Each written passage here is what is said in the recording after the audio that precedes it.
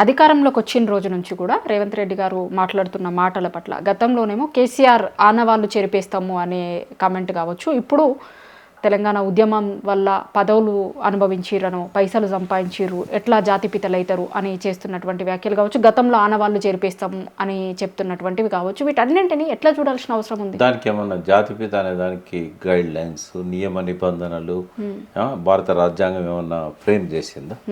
ఎక్కువ మంది ప్రజల మనసుల్లో ఉన్నాడు కాబట్టి జాతిపిత అంటారు. జాతి ద్రోహులు ఎట్లనే గౌరవించరు. జాతి ద్రోహులు ఇట్లే మాట్లాడతారు, చిల్లరనే మాట్లాడతారు. ఇప్పుడు జాతిపితను కాల్చి చంపిన నాథురామ్ గాడ్సేలు పుట్టిన పుణ్యభూమి కర్మభూమి కదా మనది. మరి గాడ్సే వారసులు ఉండారా? గాడ్సే స్కూల్లోనే కదా చదువుకున్నది. చిన్నప్పుడు ఎలా చదువుకున్నాడు? ఏబీపీలనే కదా. మరి అది గాడ్సే స్కూల్ కదా. ఇంకా నయం కేసీఆర్ గారి మీద తిడుతున్నాడు తప్ప హత్య ప్రయత్నాలు చేయలే ఇంకా. ఎందుకంటే గాడ్సే వారసులను మనం ఏ ఎక్స్టెంట్కైనా పోతారు వాళ్ళు. జాతి ద్రోహులు అని చెప్పింది అందుకే. జాతి ద్రోహి అని చెప్పి మనిషిని చెప్పడంలో నాకే కాదు మెజారిటీ తెలంగాణ ప్రజలకు ఎటువంటి సందేహం లేదు. జాతి ద్రోహం చేయడంలో ఇచ్చిన హామీలు వాగ్దానాలు అమలు చేయకపోవడం కూడా అది కూడా మాయ మాటలు చెప్పి మోసం చేయడం కిందకే వస్తుంది.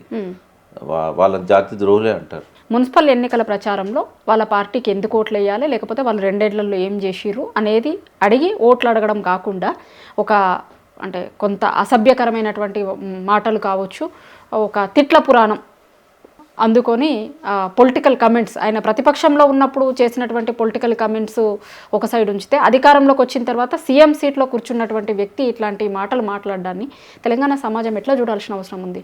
అదే ఇప్పుడు మొదటి నుంచి కూడా తెలంగాణలో జర ఓపిక ఎక్కువ, కానీ ఏదో ఒక రోజు బద్దలు అవుతుంది. ఆవేశం అనేది బాయిలింగ్ పాయింట్ వచ్చినప్పుడు బద్దలు కాక తప్పదు. మరి వాళ్ళ ఓపికకు ఇదొక పరీక్ష. ఎంతకాలం ఇంకా భరిస్తారు ఇటువంటి చిల్లర మాటలు? నాకు ఊహ తెలిసినప్పటి నుంచి నేను మొదటిసారిగా నేను గమనించిన ముఖ్యమంత్రి బ్రహ్మానంద రెడ్డి. 69 ఉద్యమం అంతకంటే కొంచెం ముందు నుంచి బ్రహ్మానంద రెడ్డి దగ్గర నుంచి ఈ రోజు వరకు మన రాష్ట్రంలో కానీ సమైక్య రాష్ట్రంలో కానీ పొరుగున ఉన్న భారతదేశంలోని 28 రాష్ట్రాల్లో కానీ ఇంత అసభ్యకరంగా మాట్లాడే, ఇంత చిల్లర బుద్ధులు ఉన్న వ్యక్తి, ఇన్ని మాయమాటలు చెప్పి మోసం చేసిన వ్యక్తి, ఇంత డైవర్షన్ పాలిటిక్స్ నడిపిన వ్యక్తి, ఒక రంగా చెప్పాలంటే తనను నమ్ముకొని ఆ సీట్లో కూర్చోబెట్టిన జాతి ద్రోహం చేసిన వ్యక్తి నేనైతే నా జీవితంలో చూడలేదు, భవిష్యత్తులో చూడబోను. అంటే మామూలుగా సీఎంలుగా ప్రమాణ స్వీకారం చేస్తున్నప్పుడు, అంటే సీఎంలుగా ఉన్నప్పుడు ఎవరైనా సరే రాగద్వేషాలకు అతీతంగా, కులమతాలకు అతీతంగా నేను పరిపాలన అందిస్తా అని ప్రమాణం చేస్తారు. ఈయన కూడా చేసిరు ప్రమాణ స్వీకారం రోజు. అట్లాంటి వ్యక్తి నిన్న పర్టికులర్గా ఒక కులాన్ని టార్గెట్ చేసినలాగా మాట్లాడిరు అనేటువంటి విమర్శలను కూడా ఎదుర్కొంటున్నారు. ఎట్లా అంటే ఆయన కులాలకి మతాలకి అతీతంగా పరిపాలన అందించాల్సినటువంటి పీఠం మీద కూర్చున్నటువంటి వ్యక్తి కదా. ఇప్పుడు అందుకే కాన్స్టిట్యూషన్లో ఆర్టికల్ 356 అని పెట్టారు. రాష్ట్రపతి పవర్స్ ఇచ్చారు. ఇటువంటి పనులు చేసిన వాళ్ళు ప్రజల ముందు రాజ్యాంగం పట్టుకొని, రాజ్యాంగం గవర్నర్ ప్రమాణ స్వీకారం చేసేటప్పుడు రాజ్యాంగం సాక్షిగా, భగవద్గీత సాక్షిగా, ఆడ రాజ్యాంగం ఉంటుంది, రాజ్యాంగ పదవి కాబట్టి దాని సాక్షిగా ప్రమాణం చేస్తారు. అందులో రాగద్వేషాలకు అతీతంగా అనేది ఒక మ్యాండేటరీ అది. మరి ఎప్పుడైతే ఒకరి పట్ల రాగంతో సొంత వనరులను తరలించకపోతుంటే ఆ రాష్ట్రం పట్ల అనురాగాన్ని వ్యక్తం చేస్తూ, ఆ పాలకుని పట్ల అనురాగాన్ని వ్యక్తం చేస్తూ, ఇక్కడ సొంత రాష్ట్రంలో ప్రజల పట్ల, ప్రజానాయకుల పట్ల ద్వేషాన్ని, విషాన్ని చిమ్మేవాడు. ఒకసారి కాదు 100 సార్లు. మరి రాజ్యాంగం ఎందుకున్నట్టు? 356 ఆర్టికల్ ఎందుకు దాన్ని ఇంపోజ్ చేయట్లేదు? చేసిన ప్రమాణాన్ని బహిరంగంగా ఉల్లంఘిస్తున్నప్పుడు, అసెంబ్లీ సాక్షిగా ఉల్లంఘిస్తున్నప్పుడు ఎందుకు మౌనం పాటిస్తున్నట్టు? అంటే ఇద్దరి మధ్య ఉన్న ఏమంటారు సయోధ్య. వెనకాల చంద్రబాబు నాయుడు ఉన్నాడు కాబట్టి ఇవాళ చంద్రబాబు నాయుడు లేకుండా రేవంత్ రెడ్డి లేడు, చంద్రబాబు నాయుడు లేకుండా కాంగ్రెస్ ఇక్కడ అధికారంలోకి రాలేదు. ఆయన రెండు కళ్ళ సిద్ధాంతం, ద్వంద్వ వైఖరి ఎట్లుంటుందంటే, ఇక్కడనేమో కాంగ్రెస్ పార్టీ బేషరతుగా కాంగ్రెస్ పార్టీకి మద్దతు ఇచ్చి తను సూసైడ్ చేసుకునే దాకా పోయింది చంద్రబాబు నాయుడు. అంటే కాంగ్రెస్ని గెలిపించడానికి తను పోటీ కూడా పెట్టలేదు. అంటే తన పార్టీని అడ్డంగా నరికేసుకోవడానికి కూడా సిద్ధపడ్డాడు. ఎందుకంటే కాంగ్రెస్ మీద అంత ప్రేమ. వెంటనే జరిగిన ఆంధ్ర ఎన్నికలలో ఇదే కాంగ్రెస్ను దెబ్బతీయడానికి బీజేపీతో పొత్తు కలిసి ఎలక్షన్లో పోయాడు. అవును. ఇటువంటి వాళ్ళు రాజకీయాలలో ఉండొచ్చా? ఇంత ద్వంద్వ ప్రమాణాల నీకో విధానం అంటూ ఉండదా?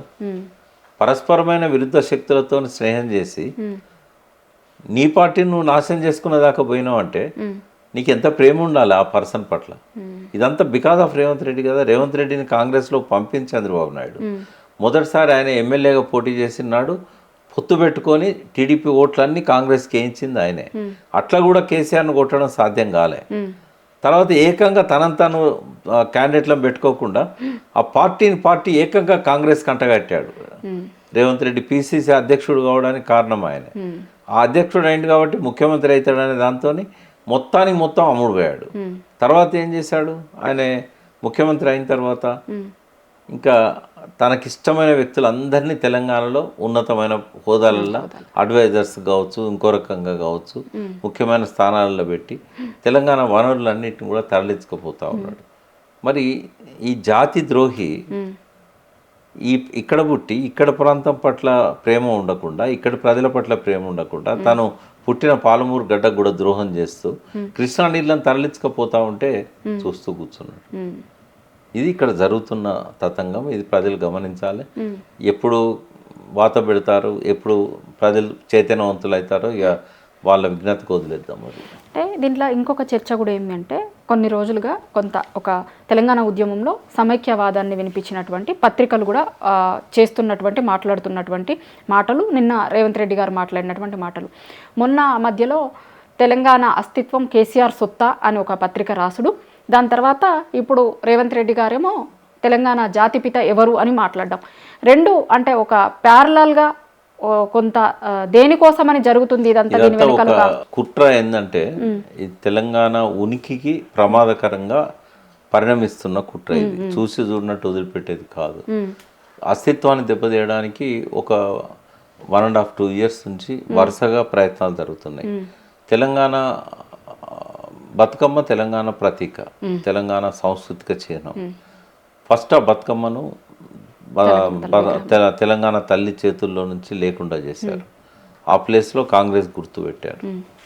సెకండ్ ఏంటంటే తెలంగాణ ప్రజలందరూ ప్రేమతో ఏదైతే ట్యూన్లో తెలంగాణ తల్లి పాట పాడుకున్నారో దాన్ని ఒక ప్రార్థనా గీతంగా ఉద్యమ కాలం అంతా పాడుకున్నారో ఆ ట్యూన్ చేంజ్ చేసి దాన్ని నడిమిరగొట్టాడు.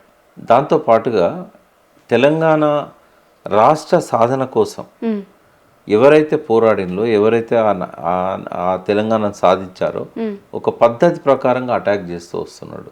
ఈ ఆంధ్రపత్రికలు ఎప్పుడు కూడా బాసటగా నిలుస్తూ ఉన్నాయి. వాళ్ళకేంటంటే ఈ అస్తిత్వాన్ని దెబ్బతీయాలి.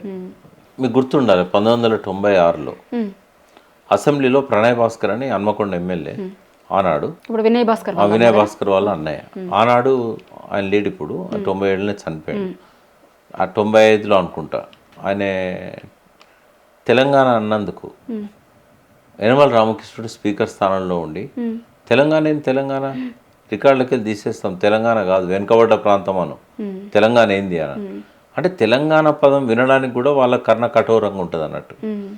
అటువంటి దొంగలంతా కలిసి ఇప్పుడు ఈ జాతి ద్రోహికి బాస్టర్గా నిలబడి తెలంగాణ అస్తిత్వం మీద ఇవాళ వాళ్ళ కుట్రలు కుతంత్రాలు కొనసాగిస్తున్నారు. మరి ఇంత విరోచిత పోరాటాలు చేసి వందలాది మంది బలిదానాలు చేసి తెచ్చుకున్న తెలంగాణను ఈ రకంగా అస్తిత్వానికి ప్రమాదకరంగా, ఉనికికి ప్రమాదకరంగా, వనరుల దోపిడీకి పాల్పడుతున్న, జాతికి ద్రోహం చేస్తున్న ఈ వ్యక్తులను ప్రజలు సహించకూడదు. బట్ జరుగుతూ ఉంది. ఇంకా ప్రజలు ఇంకా ఓపిక పడుతున్నారు. ఎందుకు పడుతున్నారో అర్థం కాదు. కేవలం డబ్బులకు అమ్ముడుపోయి మీరు తెలంగాణ అస్తిత్వానికి ద్రోహం చేసే వ్యక్తులకు ఓటేసినట్టయితే నా ఆకాశ శ్వాస దాకా మిమ్మల్ని క్షమించను నేను. చరిత్రహీనులుగా మిగిలిపోతారు మీరు. పక్క రాష్ట్రాల ముందు సిగ్గుతో తల వంచుకోవాల్సిన స్థితి వస్తుంది. ఆయన ద్రోహం చేస్తున్నది నాకు కాదు, మీకు. 2500 మహిళలకు ఇస్తా అన్నాడు. స్కూల్ పోయే పిల్లలకు స్కూటీలు కొనిస్తా అని చెప్పాడు. వాళ్ళకు స్కాలర్షిప్ లాగా నెలకింత వాళ్ళకు సపోర్ట్ ఇస్తా అని చెప్పాడు. 420 హామీలు ఇచ్చాడు. రైతు బంధు ఎత్తగొట్టాడు. రైతు రుణమాఫీ అనేది సగం కూడా చేయలేదు. మీ అర్బన్లలో మీ మున్సిపల్ సమస్యల నుంచి పక్కదారి పట్టేయడానికి చిల్లర మాటలు మాట్లాడుతున్నాడు. ఒక్క సమస్య అన్న మీరు పరిష్కరించారా? మీ మున్సిపాలిటీలన్నీ స్మార్ట్ సిటీలు అయినాయా? మీ డ్రైనేజీల సమస్య పరిష్కారం అయిందా? ఇటువంటి చిల్లరగానికి ఓట్లేస్తే మీరు ఏం మెసేజ్ ఇస్తున్నారు? అంటే మాకెంత ద్రోహం చేసినా, మేము పోరాడి తెచ్చుకున్న తెలంగాణను మంట కలిపినా, మా అస్తిత్వాన్ని నాశనం చేసిన, మా తెలంగాణ తల్లి చేతిలోంచి బతుకమ్మ మాయం చేసిన, మాకు ఇచ్చిన హామీలన్నీ చెత్తపుట్ట దాఖలు చేసి మమ్మల్ని మోసం చేసిన, మేము నీకే ఓటేస్తాం. అంటే బానిసల ఈ తెలంగాణలో ఇప్పుడు జరిగే ఓట్లల్లో కాంగ్రెస్ డబ్బాలో ఓట్లు పడకూడదు. అంటే నిన్న కేటీఆర్ ఒక స్కామ్ బయట పెట్టగానే దాని మీద చర్చ జరగకుండా ఇంకొక దాని మీదకి చర్చ మళ్ళేలాగా, అంటే రేవన్ నుంచి చేస్తుంది కాంగ్రెస్ ప్రభుత్వం వచ్చిన రోజు నుంచి కూడా డైవర్షన్ పాలిటిక్స్ని నమ్ముకుందని చాలాసార్లు కూడా మనం మాట్లాడుకున్నాం.